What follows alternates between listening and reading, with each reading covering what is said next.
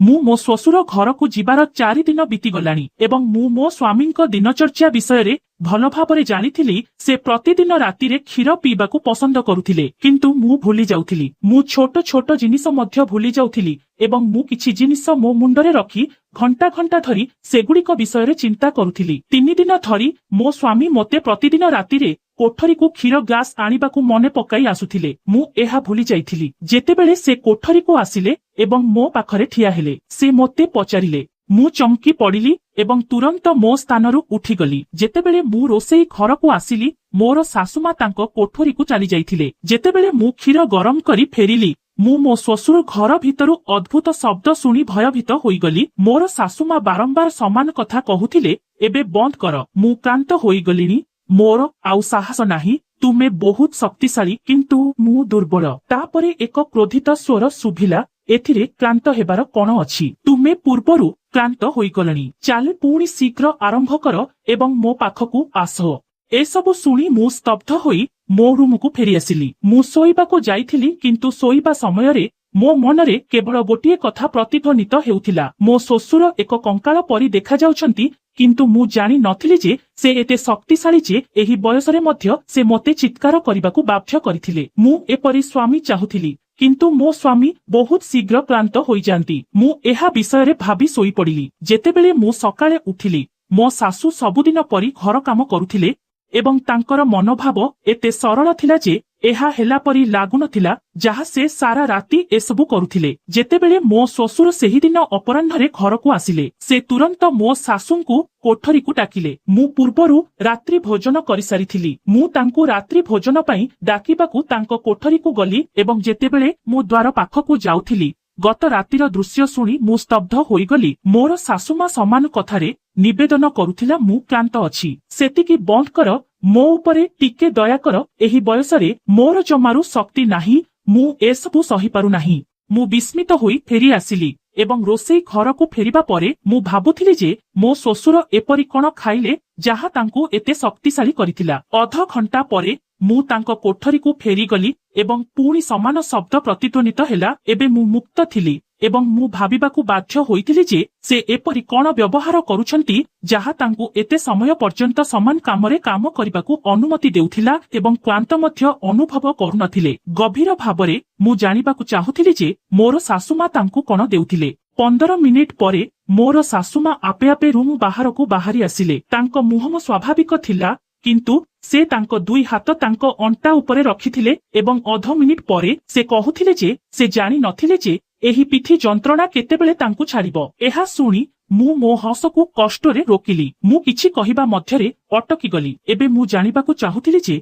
मोर सासुमा तांको उपरे कोन करूछि जे तांकर शक्ति एते परिमाणरे वृद्धि पाइछि किंतु नजर रखिबा सत्वे मु तांको पाखरे पहुंची पारिली नाही, कारण मोर संपूर्ण ध्यान सबुबेले तांको उपरे थाए। मो स्वामी तांको बापांको ठारू बहुत भिन्न थिले। से बहुत शीघ्र क्लांत होई सोई पडुथिले। प्रायतः मु मध्यरात्रि पर्यंत जागी रही मो स्वामींको प्रेम पई आग्रही हेउथिली। तापरे मोर मन मो श्वशुर घर लोकंको कोठरी आडकू बुलुथिला। भाबिथिली जे सेमाने मध्य एही कष्टकर समयरे मध्य जीवनकू किपरि उपभोग करूछंती। राहुल आज रातिरे शीघ्र सोई पडिले किंतु मोर भावना उत्तेजित हेउथिला। मु भाबुथिली जदि मो स्वामी मो श्वशुरंको परि होइथान्ते तेबे मु मध्य पूर्ण जीवन बंचिथांती। तापरे मो सासूंको स्वर मो मनरे प्रतिध्वनित हेउथिला। जेतेबेले से तांको श्वशुरंकू कहुथिले से कहुथिले जदि यथेष्ट बंद कर, छाड़ी दियो, मोर यथेष्ट होईगला। एहा सरीगला एवं एहा मने पड़िबा मात्रे मु मो शरीररे भयर लहरी बोहिबाकू लागिली। तापरे मो मनरे भावना आसिला काहीकि सेमानंको कोठरी भितरकू चाहि देखिबा नाही जे सेमाने दुहे कोन करंती। श्वशुर एपरी खाद्य खांती जहा तांकर शक्तिकू शीर्षरे पहुंचाइछि।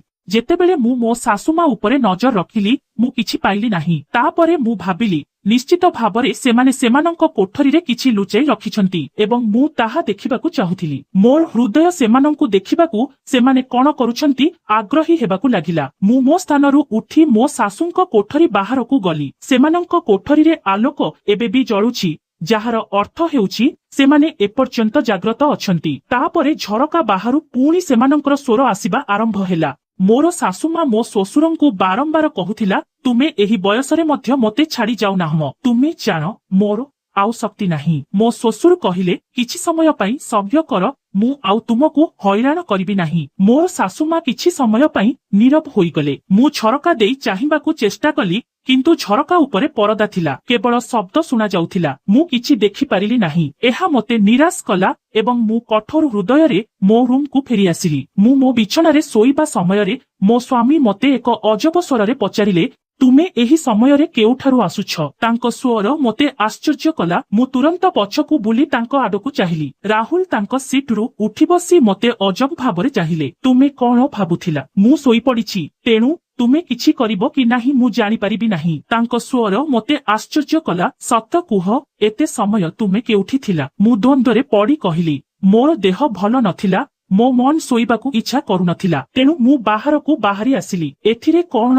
असुविधा? मु थरी थरी स्वररे कहिली। राहुल किछि समय पई नीरव रहिले, तापरे धीरे कहिले, तुमको मध्यरात्रि रे कोठरी छाड़ी अगणाकू जीवाकू किए कहिला? जदि तुमे पुणी असुस्थ अनुभव कर, तेबे मते उठाई दियो। एका रूम छाड़िबा दरकार नाही। एतिकी कही से पुणी निद्रारे बुड़ीगले। मो हृदय झड़ हेउथिबा जानि नथिले। मु तांको साथ पई आग्रही थिली, किंतु मु तांकू पाइली नाही। मोर जीवाकू साहस नथिला एवं मु जानि नाही जे मु शेषरे केबे सोई पड़िली। मु दिन राति तांको स्वर सुनिबी, जाहा मो भितरे निया जालिबो एवं मु भाबिबी जे से कोन करूछंती। गोटिए दिन मो स्वामी मते कहिले जे से 2 दिन पई सहर बाहरकू जाउछंती एवं 2 दिन परे ही घरकू फेरिबे। जेतेबेले से मते एहा कहिले, मो मनरे एक धारणा आसिला एवं मु भाबिली एही धारणा उपरे काहीकि कार्य करिबि नाही। मु जानि पारुछि जे सेमानंक कोठरीरे कोन चलिछि। मो सासु एवं श्वशुर रात्रि भोजन परे बाहरे बुलुथांती एवं परस्पर सहित गपसप करंती। मु सेमानंकु देखि आश्चर्य होइगली। एही बयसरे मध्य एकाठी एते समय बिताइबा परे सेमाने बहुत बंधुत्वपूर्ण थिले एवं परस्पर मध्यरे खुशी बांटी नेउथिले। मो जीवन सेमानंक ठारू बहुत भिन्न। एही बयसरे पहुंचिबा सत्वे सेमाने एबे भी पूर्ण जीवन बंचुछंती एवं आमे दुहे। सेही दिन मु शीघ्र मोर समस्त काम सारी मो सासुंक कोठरीरे लुचि रहिली। मु एपरी एक स्थानरे बसिथिली जेउठारे मु सेमानंकु उभयंकु देखि पारुथिली, किंतु सेमाने मोते देखि पारिले नाही एवं ता परे सेमाने कोठरी भितरकू प्रवेश कले। मु निद अनुभव करुथिली, किंतु सेमानंकु देखिबा पई मोर आग्रहरे मु मोर निदकू बळी देइथिली। तापरे मु अपेक्षा कली एवं तापरे मो आखि जेउ दृश्य देखिला ताहा मु आगुकू कहिबी। मोर नाम सुनीता। मो परिवाररे मो बापा मांक व्यतीत मोर केवल गोटिए संतान अछि। मोर गोटिए सान भाई थिला। मो बापा मा मते मो भाई अपेक्षा अधिक भल पाउथिले। सेमाने मोर समस्त दाबी एवं इच्छा पूरण करिथिले। मु पिला दिनरु आत्मसम्मानवान एवं जिदखोर थिली। मु कॉलेज रे पढुथिली जेतेबेले मु पूजा नामक एक झियो को भेटिथिली। मु पूजा सहित बंधु होइगली। पूजा जणे बहुत भल झियो थिला एवं मते बहुत भल पाउथिला। मु ताकू सबुठारु बेसी भल पाउथिली। तांको विषय सबुठारु भल कथा हेउछि तांकर एक भल व्यक्तित्व थिला एवं जेतेबेले से मोर सौंदर्यर प्रशंसा कले, एहा मते खुशी कला। कॉलेज रे सब प्रकारर पुओ एवं झियो थिले एवं मु अनेक नजर देखि पारुथिली, जेउथिरु किछि मते सेमानंक दृष्टिरु दूरेई रहिबाकू बाध्य करुथिला। अधिकांश झियंकर प्रेमिक थिले एवं जेतेबेले सेमाने सेमानंक विषय कथा हेउथिले एवं हाथ धरी बुलिबाकू लागिले, मोर भावना उठिबाकू लागिला। सेमाने ईर्षार एक लहरी अनुभव करिबाकू लागिले एवं मु सेमानंकू ईर्षा करिथिली। भाबिथिली जे सेमाने साधारण देखा जाउछंती, किंतु सेमानंक प्रेमिक माने सेमानंकू बहुत भल पाउथिले। मु अन्य काहाठारु कम नथिली। अनेक पुओ मो प्रति सेमानंकर प्रेम प्रकाश करिथिले। मु झियो मानंक प्रति मोर प्रेम प्रकाश करिथिली, किंतु मु काहाकू ध्यान देई नथिली। मते आदर करिबा सत्वे मो बापा मा मते एही विषय स्वाधीनता देई नथिले। सेमाने झियो मानंकू पुओ मानंक सहित बंधुता किंबा संपर्क स्थापन करिबाकू पसंद करू नथिले। एहा आम पड़ोसी रे साधारण थिला, तथापि मो बापा मा एहाकू देखिले रागी जाउथिले। मो श्रेणी रे जणे पिला थिला जिए मते गभीर भाबरे भल पाउथिला। से मो पछे पछे चलिथिला, मो सहित कथा हेबा पई बाहाना खोजुथिला, किंतु मु ताकू चाहि मध्य नथिली। मु एपरी लोकंकू आदौ पसंद करू नथिली। मते किछि समय पई ज्वर होइथिला एवं मु कॉलेज जाई परिली नाही। मोर अनुपस्थिति रे विरक्त होई पुओटी मो घरकू आसिला, जाहा पई मो बापा मा बहुत दुखित होइथिले। मु सुस्थ होई कॉलेज गली। पुओटी मते अटकाई ता प्रेम स्वीकार करिबाकू लागिला। से मते कहिला जे से मते बहुत भल पाए। जेतेबेले मु ताकू मना कली, से मो हाथ धरिथिला। मु ताकू मो हाथ धरिबाकू पसंद करू नथिली, ତେଣୁ ମୁଁ ତାକୁ ଚାପୁଡା ମାରି ଘରକୁ ଫେରି ଆସିଲି। ସେହି ପିଲାଟି ପ୍ରତିଦିନ ମୋ ଘର ପାଖରେ ବୁଲି ମୋ ସହିତ କଥା ହେବାକୁ ଚେଷ୍ଟା କରୁଥିଲା, କିନ୍ତୁ ମୁଁ ତା ସହିତ କଥା ହେଉନଥିଲି। ଗୋଟିଏ ଦିନ ସେ ଏତେ ଜିଦ୍ କଲା ଯେ ସେ କେବଳ ମୋ ସହିତ ଥରେ କଥା ହେବା ଉଚିତ। ସେ ମୋତେ ଭେଟିବା ପାଇଁ ମୋତେ ଡାକିଲା। ମୁଁ ସେଠାକୁ ଗଲା ପରେ ସେ ପୁଣି ମୋ ନିକଟରେ ତା ପ୍ରେମ ସ୍ୱୀକାର କଲା। ମୁଁ ତାକୁ ମନା କରି ଚାଲିଲି, କିନ୍ତୁ ଦୁର୍ଭାଗ୍ୟବଶତଃ ମୋ ବାପା ମଧ୍ୟ ପାର୍କରେ ଥିଲେ। ମୋତେ ଏହି ଅବସ୍ଥାରେ ଦେଖି ସେ କ୍ରୋଧିତ ହୋଇଗଲେ ଏବଂ ସେ ମୋ ପାଖକୁ ଆସି ସେହି ପୁଅକୁ ପିଟିବାକୁ ଲାଗିଲେ ଏବଂ ମୋତେ ଘରକୁ ନେଇ ଆସିଲେ। ଘରେ ପହଞ୍ଚିବା ପରେ ମୋ ବାପା ମଧ୍ୟ ମୋତେ 2 ଥର ଚାପୁଡା ମାରିଲେ ଏବଂ ସେ ମୋର ପାଠପଢାରେ ବାଧା ସୃଷ୍ଟି କରି ମୋତେ ବିବାହ କରାଇଦେଲେ। ଆଜି ମୁଁ ମୋ ଶାଶୁଙ୍କ କୋଠରୀରେ ଲୁଚି ରହି ରହସ୍ୟ ଜାଣିବାକୁ ଚେଷ୍ଟା କରୁଥିଲି। ମୁଁ ଭାବୁଥିଲି ଯେ ମୋ ଶ୍ୱଶୁର ତାଙ୍କ ସ୍ତ୍ରୀଙ୍କୁ ଭଲ ପାଆନ୍ତି ଏବଂ ତାଙ୍କୁ ବହୁତ ଖୁସି ରଖନ୍ତି, ଯେତେବେଳେ ମୋ ସ୍ୱାମୀ ମୋତେ ଏତେ ପରିମାଣରେ ଖୁସି କରିପାରିବେ ନାହିଁ। ସେଥିପାଇଁ ମୁଁ ଏହି ରହସ୍ୟ ଜାଣିବାକୁ ଚାହୁଁଥିଲି।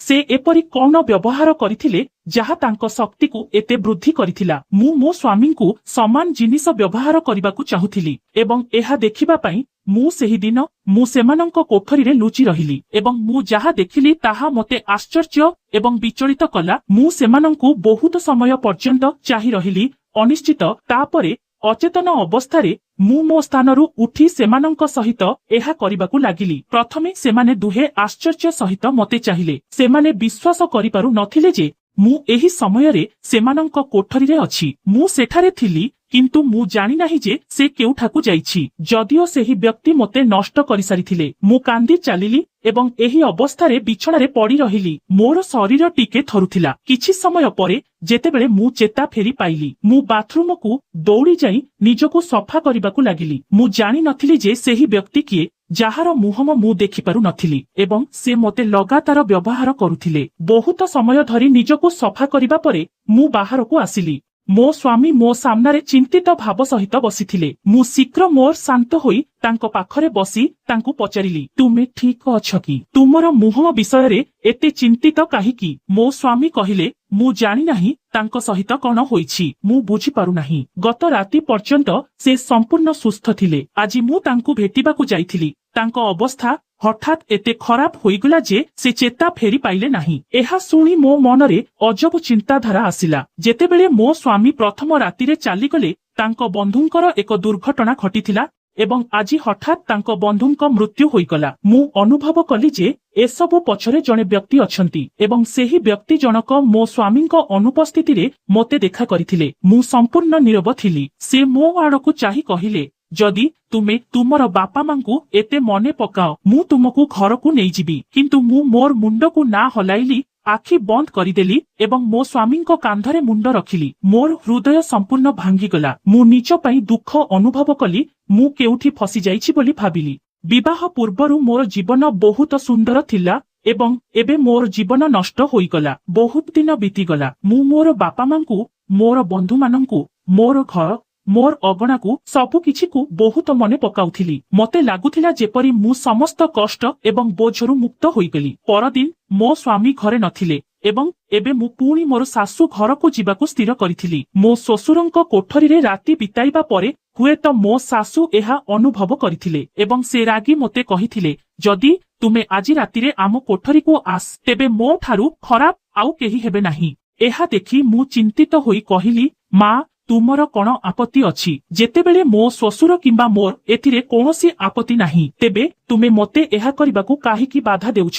ସେହି ସମୟରେ ମୋ ଶ୍ୱଶୁର ମଧ୍ୟ ସେଠାକୁ ଆସିଥିଲେ ଏବଂ ଯେତେବେଳେ ସେ ଆମ ଉଭୟଙ୍କୁ କଥାବାର୍ତ୍ତା କରୁଥିବାର ଦେଖିଲେ, ସେ ଆସି ଆମ ପାଖରେ ଠିଆ ହୋଇ ପ୍ରଶ୍ନବାଚୀ ଆଖିରେ ମୋ ଆଡ଼କୁ ଚାହିଁଲେ। ତାପରେ ମୁଁ ତାଙ୍କୁ ଧୀର ସ୍ୱରରେ କହିଲି, ମା, ମୋତେ ରାତିରେ ସେ କୋଠରୀକୁ ଆସିବାକୁ ମନା କରୁଥିବା ଶୁଣି ମୋ ଶ୍ୱଶୁର ବହୁତ ରାଗିଗଲେ। ସେ ଦୁଃଖିତ ମୁହଁରେ ତାଙ୍କ ଆଡ଼କୁ ଚାହିଁ କହିଲେ, ତୁମେ ତୁମ ବୋହୂକୁ ମନା କରିବା ଉଚିତ ନୁହେଁ। ତାଙ୍କର ମୋ ଉପରେ ତୁମ ପରି ଅଧିକାର ଅଛି ଏବଂ ତୁମେ ତାଙ୍କୁ ମନା କରୁଛ। ତୁମେ ତାକୁ ଏପରି କାମ କରିବାକୁ ଦେଇପାରିବ ଯାହା ତୁମେ ନିଜେ କରିପାରିବ ନାହିଁ। ସେ ଚାଲିଗଲା ପରେ ମୋ ଶାଶୁ କହିଲେ, ଯଦି ତୁମେ ଆଜି ଆମ କୋଠରୀକୁ ଆସ, ତେବେ ମୁଁ ତୁମ ସ୍ୱାମୀଙ୍କୁ ତୁମ ବିରୁଦ୍ଧରେ କରିବି। ଏହା ଶୁଣି ମୁଁ ଚିନ୍ତିତ ହୋଇଗଲି। ଯଦି ସେ ମୋ ସ୍ୱାମୀଙ୍କୁ ମୋ ବିରୁଦ୍ଧରେ କହିଥାନ୍ତେ, ତେବେ ସେ ମୋ ଉପରେ ରାଗି ଯାଇଥାନ୍ତେ ଏବଂ ମୁଁ ଏସବୁ ସହିଥାନ୍ତେ। ଏହା ମୋ ପାଇଁ ଅସମ୍ଭବ ହୋଇପଡେ। ମୁଁ ଜାଣିଥିଲି ମୋ ସ୍ୱାମୀ ଜଣେ ସନ୍ଦେହଜନକ ବ୍ୟକ୍ତି। ଥରେ ତାଙ୍କ ମନରେ କିଛି ଆସିଗଲା, ତାହା ବାହାର କରିବା ସହଜ ନଥିଲା। ମୁଁ ଏବେ ବି ସେହିଦିନ ମନେ ରଖିଛି ଯେତେବେଳେ ପ୍ରାରମ୍ଭିକ ଦିନରେ ମୁଁ ଥରେ କୋଠରୀ ଛାଡ଼ି ଚାଲି ଯାଇଥିଲି ଏବଂ ସେ ମୋ ସହିତ ଏତେ ରାଗରେ କଥା ହୋଇଥିଲେ। ତାଙ୍କ ଆଖିରେ ଥିବା ସନ୍ଦେହ ମୋତେ ଭୟଭୀତ କରିଦେଲା। ଯଦି ମୋ ଶାଶୁ ତାଙ୍କୁ ଏପରି କିଛି କହିଥାନ୍ତେ ତେବେ ମୁଁ ଭାବି ନଥାନ୍ତି ଯେ ଏହା ଘଟିଥାନ୍ତା।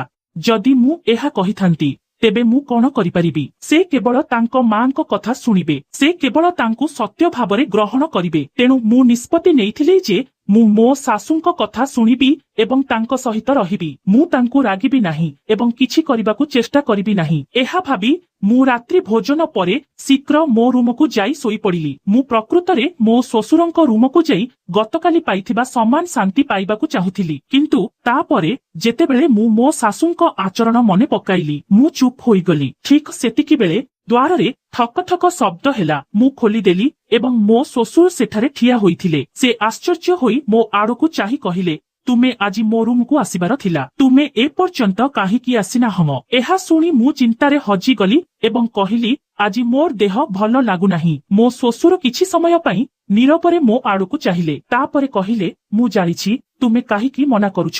ମୁଁ ତାଙ୍କ ମୁହଁକୁ ପ୍ରଶ୍ନବାଚୀ ଦୃଷ୍ଟିରେ ଚାହିଁଲି। ସେ କହିଲେ, ତୁମେ ବୋଧହୁଏ ତୁମ ଶାଶୁଙ୍କ ଯୋଗୁଁ ଏସବୁ କହୁଛ। ତୁମେ ଭୟରେ ମନା କରୁଛ।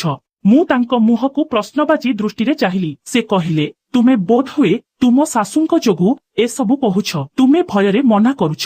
ଚିନ୍ତା କର ନାହିଁ, ସେ ତୁମ ପାଇଁ କିଛି ନୁହନ୍ତି। ମୁଁ ତାଙ୍କୁ ବୁଝାଇ ଦେଇଛି। ଏବେ ଶୀଘ୍ର ଆସ, ମୁଁ ତୁମକୁ ଅପେକ୍ଷା କରିଛି। ତାଙ୍କ କଥା ଶୁଣି ମୁଁ ବହୁତ ଖୁସି ହେଲି। ମୋ ଉପରେ ଶାନ୍ତିର ଲହରୀ ଭାସିଗଲା। ତାପରେ ମୁଁ ସେମାନଙ୍କ ରୁମକୁ ଫେରି ଆସିଲି ଏବଂ ସେମାନେ ଦୁହେଁ ଏହା କରୁଥିଲେ। ମୁଁ ସେମାନଙ୍କ ସହିତ ଯୋଗ ଦେଲି। ଆଜି ମୋ ଶାଶୁ ଗତକାଲି ଅପେକ୍ଷା ଆହୁରି ଶୀଘ୍ର କ୍ଳାନ୍ତ ହୋଇଗଲେ। କିଛି ସମୟ ପରେ ସେ ହାହାକାର କରିବାକୁ ଲାଗିଲେ ଏବଂ ମୋ ଶ୍ୱଶୁରଙ୍କୁ କହିଲେ, ଆଜି ମୋର ଦେହ ଭଲ ଲାଗୁନାହିଁ। ମୁଁ ଏସବୁ କରିପାରିବି ନାହିଁ। ତାପରେ ମୋ ଶ୍ୱଶୁର ପଚାରିଲେ, ତୁମର କଣ ହୋଇଛି? ତୁମେ ପ୍ରତିଦିନ ଏତେ କମ ସମୟ ବିତାଉଛ ଏବଂ ତୁମେ ଏତେ ଶୀଘ୍ର କ୍ଳାନ୍ତ ହୋଇଯାଉଛ। ତୁରନ୍ତ ଏଠାକୁ ଆସ। ଯଦି ତୁମେ ତୁମ ସ୍ଥାନରେ ବସିବ ତେବେ କେହି ମୋତେ କଷ୍ଟ ଦେବେ ନାହିଁ। ତାପରେ ମୋ ଶାଶୁ ଆମ ସହିତ ଯୋଗ ଦେଲେ। ଆମେ ବହୁତ ସମୟ ପର୍ଯ୍ୟନ୍ତ କାମ କରି ଚାଲିଲୁ। କିଛି ସମୟ ପରେ ମୁଁ ପୁଣି ମୋର ଶାଶୁମା କହିଲେ, ଏବେ ମୁଁ ବହୁତ ଖାଇଲି, ମୋର ଆଉ ଶକ୍ତି ନାହିଁ। ତାପରେ ଆମେ ଦୁହେଁ କାମ କରି ଚାଲିଲୁ।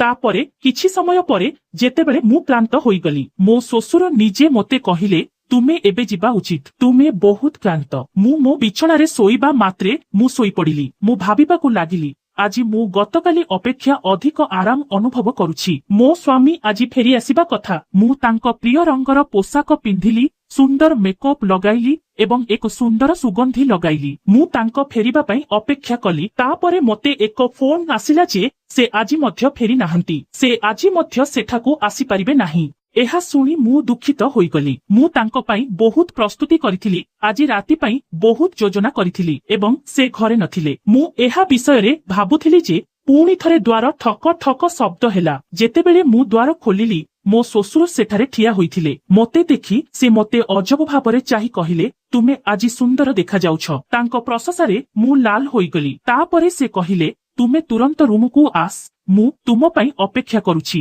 ମୁଁ ତାଙ୍କ ରୁମରେ ପ୍ରବେଶ କଲି ଏବଂ ଆମେ ତିନି ଜଣ ପୁଣି ଏହା କରିବାକୁ ଲାଗିଲୁ।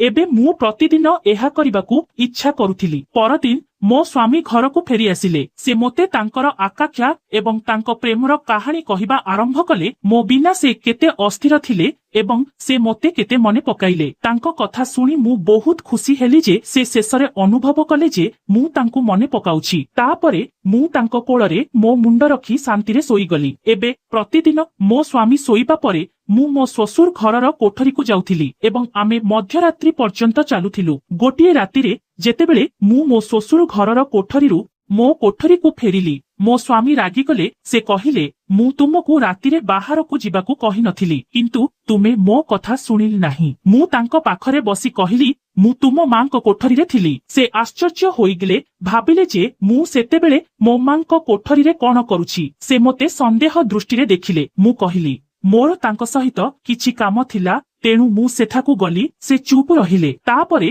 ସେ ମୋ ସହିତ କଥା ହେଲେ ନାହିଁ। ଏବେ ଯେତେବେଳେ ମୁଁ ଶାନ୍ତି ପାଇବା ପାଇଁ ପ୍ରତିଦିନ ବାହାରକୁ ଯାଉଥିଲି ମୁଁ କହିଲି, ମୁଁ ତୁମ ମାଙ୍କ କୋଠରୀରେ ଅଛି। ଏବେ ଯେତେବେଳେ ମୁଁ ପ୍ରତିଦିନ ଶାନ୍ତି ପାଇବା ପାଇଁ ମୋ ଶ୍ୱଶୁର ଘରର କୋଠରୀକୁ ଯିବା ଆରମ୍ଭ କଲି ମୋ ସ୍ୱାମୀ ମୋତେ ପଚାରିବାକୁ ଲାଗିଲେ ଯେ ମୁଁ ମୋ ମା ସହିତ କନ କାମ କରୁଛି। ମୁଁ କିଛି ନ କହି ଚାଲିଯିବାକୁ ଲାଗିଲି। ରାହୁଲ ମୋତେ ଟାଣି ନେଇ ବିଛଣାରେ ପକାଇ କ୍ରୋଧରେ କଥାବାର୍ତ୍ତା କରିବାକୁ ଲାଗିଲେ। ରାହୁଲଙ୍କୁ ଏତେ ରାଗିଥିବା ଦେଖି ମୁଁ ଭୟଭୀତ ହୋଇଗଲି ଏବଂ ତାଙ୍କୁ କହିବାକୁ ଯାଉଥିଲି ଯେ କବାଟ ବାଜିଲା। ମୋ ସ୍ୱାମୀ ଯାଇ ଖୋଲିଦେଲେ। ମୋ ଶ୍ୱଶୁର ସେଠାରେ ଥିଲେ। ମୋ ଶ୍ୱଶୁରଙ୍କର ରାହୁଲଙ୍କ ସହିତ କିଛି କାମ ଥିଲା, ତେଣୁ ରାହୁଲ ତାଙ୍କ ସହିତ ଚାଲିଗଲେ। ମୁଁ ନିଶ୍ୱାସ ମାରିଲି। ଗୋଟିଏ ଦିନ ରାତିରେ ମୁଁ ମୋ ଶ୍ୱଶୁର ଘରର କୋଠରୀକୁ ଯାଇ ଦେଖିଲି ଯେ ରାହୁଲ ଶୋଇଛନ୍ତି। ସେ ସେଠାରେ ନଥିଲେ। ସେ ମୋତେ ଖୋଜିବାକୁ ଆସିଲେ ଏବଂ ମୋ ଶ୍ୱଶୁର ଘରର କୋଠରୀକୁ ଆସିଲେ ଏବଂ ଆମକୁ ଏସ୍କୋ କରୁଥିବା ଦେଖି ଆଶ୍ଚର୍ଯ୍ୟ ହୋଇଗଲେ। ଯେତେବେଳେ ସେ ଆମକୁ ଗୋଟିଏ ଗୋଡ଼ରେ ଠିଆ ହୋଇ ପ୍ରାର୍ଥନା କରୁଥିବାର ଦେଖିଲେ, ସେ ଚିତ୍କାର କରି ପଚାରିଲେ, ତୁମେମାନେ କଣ କରୁଛ? ମୋ ଶାଶୁ ତାଙ୍କ ଅନ୍ୟ ଗୋଡ଼କୁ ତଳେ ରଖି ସୋଫାରେ ବସି କହିଲେ, ତୁମର ବାପା ବହୁତ ଦିନ ଧରି ଏହିପରି ପ୍ରାର୍ଥନା କରିଆସୁଛନ୍ତି। ସେ କୁହନ୍ତି ଯେ ସେ ଗୋଟିଏ ଗୋଡ଼ରେ ଏହିପରି ପ୍ରାର୍ଥନା କରୁଛନ୍ତି। ଠିଆ ହୋଇ ପ୍ରାର୍ଥନା କରିବା ଦ୍ୱାରା ପରମେଶ୍ୱର ଖୁସି ହୁଅନ୍ତି ଏବଂ ଜଣେ ବ୍ୟକ୍ତି ଯାହା ଇଚ୍ଛା କରନ୍ତି ତାହା ପାଆନ୍ତି। ମୁଁ ଶୀଘ୍ର କ୍ଳାନ୍ତ ହୋଇଯାଏ, କିନ୍ତୁ ତୁମର ସ୍ତ୍ରୀ ଏବଂ ତୁମର ବାପା ସେମାନେ କେତେ ସମୟ ପର୍ଯ୍ୟନ୍ତ ଏହା କରିଚାଲିଥାନ୍ତି। ମୁଁ ଆଶ୍ଚର୍ଯ୍ୟ ହେଉଛି କାହିଁକି ସେମାନେ କେବେ କ୍ଳାନ୍ତ ହୁଅନ୍ତି ନାହିଁ। ଏହା ଦେଖି ମୋ ସ୍ୱାମୀ ମୋ ଆଡ଼କୁ ହସି ହସି କହିଲେ, ହଁ ମୋ ସ୍ତ୍ରୀ ବହୁତ ଭଲ ଏବଂ ସେ କୌଣସି ନିର୍ଦ୍ଦିଷ୍ଟ କାର୍ଯ୍ୟ କରିବାରେ କେବେ କ୍ଳାନ୍ତ ହୁଅନ୍ତି ନାହିଁ। ସେ ଖୁସିରେ ଏହା କହିଲେ। ଶବ୍ଦ ଶୁଣି ମୁଁ ଲାଲ ହୋଇଗଲି। ତାପରେ ମୋ ସ୍ୱାମୀ ଏହି କାର୍ଯ୍ୟରେ ଆମ ସହିତ ଯୋଗଦେଲେ